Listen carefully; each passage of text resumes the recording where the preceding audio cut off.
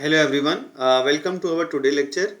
In our today lecture, we are going to discuss that what is the difference between market demand and individual demand. So first of all, we will be discussing about individual demand. Basically, individual demand refers to the quantity of goods that an individual is willing and able to buy a product at different price level. And the other hand, market demand refers to the quantity of good that all individuals are willing and able to buy a product at different price level. So basically, individual demand means the demand of a single individual or a single household of any product, and market demand is the demand of all household.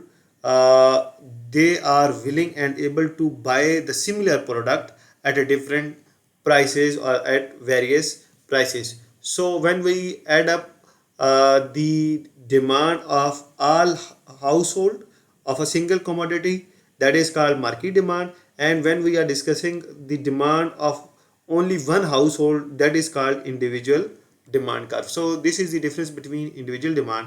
In case of individual demand, we are discussing about a single household or an individual, while in case of market demand curve, we are discussing about all individual are they are willing to buy that product at different price levels.